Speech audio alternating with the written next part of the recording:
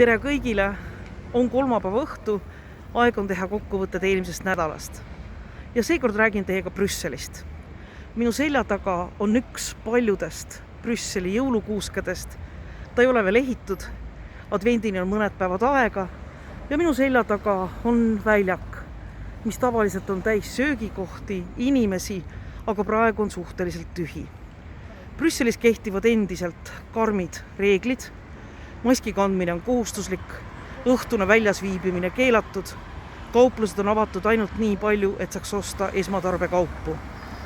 Parlament hakkab tasapisi tulema tagasi oma tavapärase töörütmi juurde.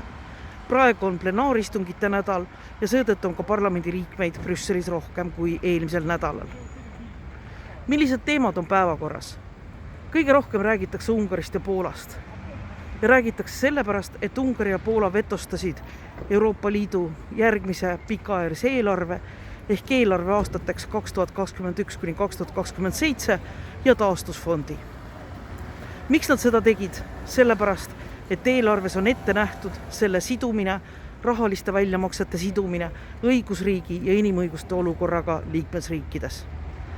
Tundub veider, et üks Euroopa Liidu liikmesriik vastustab seda, et tema territooriumil täidetakse inimõigusi ja et ta käitub õigusriigile kohaselt. Kuid olgem ausad, tänases Poolas ja tänases Ungaris on päris palju sellist, millest on raske aru saada.